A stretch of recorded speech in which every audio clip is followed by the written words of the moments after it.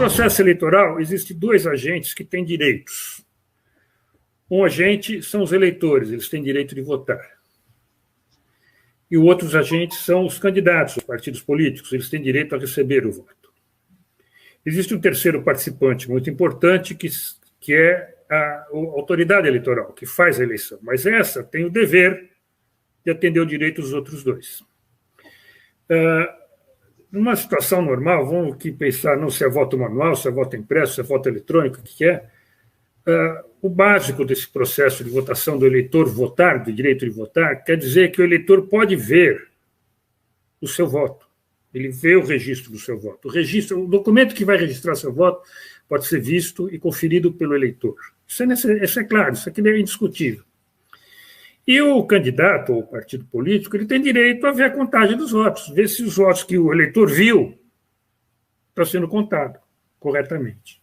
Então, esses dois direitos que é o que está expresso nesse título, voto impresso auditável. Auditável o que é? O candidato pode conferir a contagem dos votos. E você vota, você confere, o eleitor pode conferir se o registro do voto tem o voto dele. Por incrível que pareça, desde 1996 aqui no Brasil, instituído esse sistema eleitoral, nosso modelo de urna eletrônica, que é um modelo de primeira geração, o mais antigo modelo que já foi rejeitado no resto do mundo, que tornou o voto secreto para o eleitor. Você vê o voto na tela, a hora que você escolhe seus candidatos, digita lá, aparece na tela, você confirma. Depois que você confirma, o voto é registrado, num arquivo que eles chamam de registro digital do voto. Presta atenção, o registro digital do voto é criado depois que o eleitor confirma. Então, o que foi registrado, o eleitor não vê. A última coisa que ele vê é o que estava na tela. Isso não é o que está necessariamente que está gravado. Pode ser que seja, pode ser que não seja. Mas, simplesmente, o sistema não permite o eleitor ver o que foi registrado como sendo seu voto. E, no final do dia, quando encerra a votação, o mesário digita lá uma senha, a urna emite o boletim de urna, que ele diz que é a soma dos registros digitais do voto que o eleitor não conferiu. E o candidato não pode conferir se a soma dos votos que o eleitor viu é o que está dando lá no resultado final. Simplesmente, esses dois momentos cruciais dos direitos, que é o direito de votar e o direito de ser votado, não são atendidos pela urna eletrônica, esse modelo de urna eletrônica que a gente usa no Brasil. Por esse motivo, esse modelo foi abandonado no resto do mundo. Ele foi o primeiro modelo. Quando alguém falou, vamos fazer votação eletrônica, usar o computador para fazer votação, todo mundo achou que era uma ideia ótima. Como que a gente vai fazer? O eleitor vai lá, vota, grava, no final do dia soma. Pareceu ótimo no começo, mas logo a comunidade acadêmica e o pessoal que entendia um pouquinho de computação percebeu que não tinha segurança nenhuma isso. Você podia fazer um software que dizia ok, você votou, muito obrigado, pode ir embora, e gravar o voto para outro. Se o eleitor não pode ver o que foi gravado. Então, esse modelo acabou sendo abandonado no resto do mundo. A Índia e a Holanda começaram a ter urnas eletrônicas desse modelo, que é o modelo brasileiro de primeira geração, antes do Brasil. Costumo falar que o Brasil é pioneiro, mas não é. A Índia e a Holanda começaram bem antes da gente. E eles já abandonaram esse modelo. A Alemanha também testou o modelo com urna eletrônica sem voto impresso e a Suprema Corte da Alemanha declarou esse modelo, aceitou a eleição, mas falou, olha, está errado, não pode ter mais, proibiu, declarou inconstitucional urna eletrônica sem o registro materializado do voto que o eleitor possa conferir.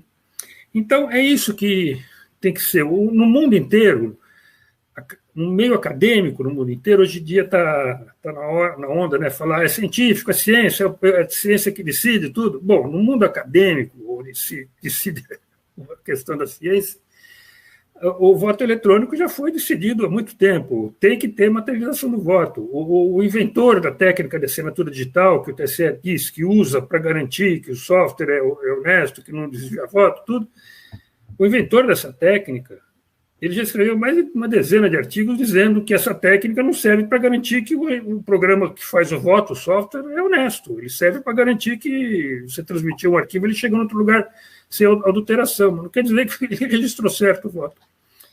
Então, o mundo acadêmico já deixou claro que precisa ter o que eles chamam de princípio da independência do software. Significa que o sistema eleitoral eletrônico tem que permitir uma auditoria que seja independente do software. Não pode você... O TSE fala que, por exemplo, você pode imprimir os votos que estão lá no arquivo do registro digital do software para ver que dá o resultado que está no boletim de urna. Mas o boletim de urna, o registro digital do software, dos votos, foi criado pelo software. Se você está usando o software, pode estar o software.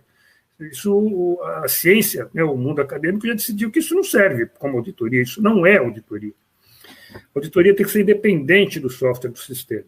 E para isso, então, que a gente cria a ideia da materialização do voto ou do voto impresso, que a finalidade qualquer, como o deputado Eduardo Bolsonaro falou, é registrar uma via do voto além da via eletrônica. Então, o voto fica registrado em duas vias. Ele fica gravado na memória da urna, fica gravado no impresso. A vantagem do gravar no impresso é que você primeiro imprime, ou seja, registra o papel, o voto no papel, o eleitor vê o que está escrito, ou seja, vê o que está registrado, e só depois ele confirma, diferente do voto eletrônico, que você confirma antes dele ser registrado.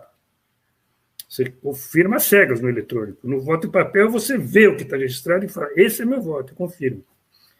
E esse voto, então, é guardado, o eleitor não leva para casa, se levar para casa, o voto não vai ser contado. E, enfim, e é assim que passou a ser no resto do mundo e no mundo acadêmico. Só no Brasil que se continua usando esse modelo de urna eletrônica e com essa propaganda que você falou do administrador eleitoral, o presidente o diretor-geral da administração eleitoral, que por acaso é ministro do Supremo, diz que quem gosta do voto impresso é porque não gosta de coisa que dá certo. Dá certo para quem? Como que o eleitor sabe que dá certo se o registro do voto dele foi registrado ou não? Né? Então, a solução técnica já existe, o mundo já decidiu isso no meio acadêmico, no meio político. Eu acho muito importante a gente pensar no seguinte: por que a Corte Suprema da Alemanha analisou essa questão, essa máquina de votar sem voto impresso, que ela é chamada no mundo acadêmico de Direct Electronic Voting Machine, DRE. Tá? Então, já analisou o nome dessa máquina de gravação direta do voto e decidiu que ela é inconstitucional por não atender o princípio da publicidade. Ou seja, o eleitor não pode ver para quem foi registrado o voto e o candidato não pode conferir a soma dos votos.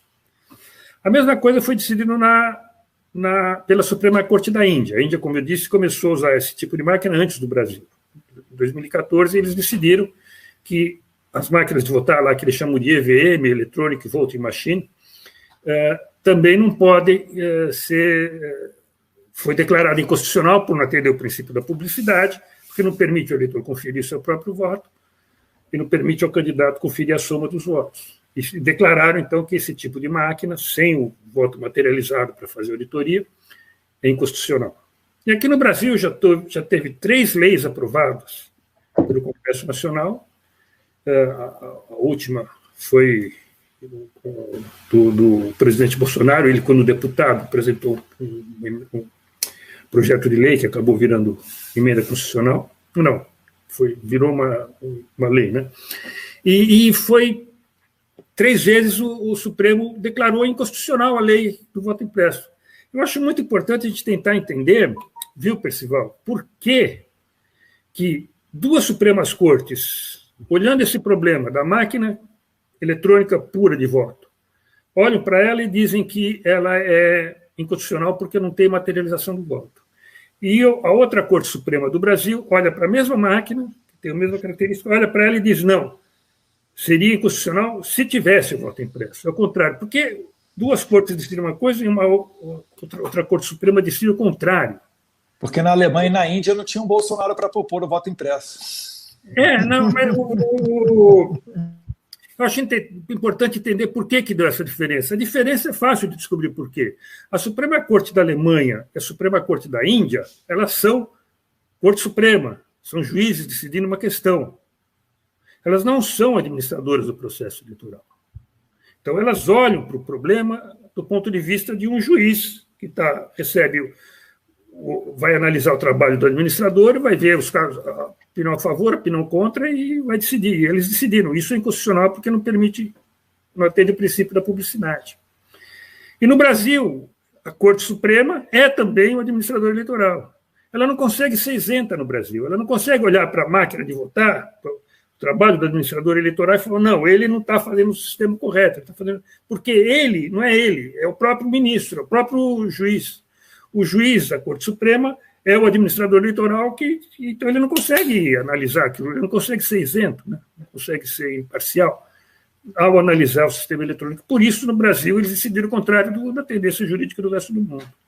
Então, era isso que eu queria dizer nesse primeiro momento, quer dizer, existe no mundo inteiro, já se entendeu que o voto eletrônico puro não funciona, é inauditável, que é necessário ter a materialização do voto para fazer a monitoria por um canal independente do próprio software, e isso é que se usa no resto do mundo. Eu posso, talvez, dizer mais alguma coisa sobre essa questão de quantos votos tem que apurar depois, se conta o voto impresso de uma parte, de tudo. Eu falei na semana passada, Bia, que eu contei o exemplo da Argentina, do modelo da ONU Argentina, que eu fui em duas províncias lá, no Chaco depois eu lembro o nome da outra. Foi assistir a eleições ali como observador internacional. Eles contam o voto impresso de todas as urnas no dia da eleição, na sessão eleitoral, no final da eleição. Ou seja, acabou a eleição, eles pegam os votos impressos, contam, é fácil de contar, porque o voto impresso pela urna é diferente do voto manual escrito pelo eleitor. O voto manual, às vezes, o eleitor escreve mal, não põe a cruz no lugar certo, depende da interpretação do escrutinador. Sim. O voto eletrônico não, ele vem padronizado, você passa numa máquina, ela lê e sabe o que está escrito.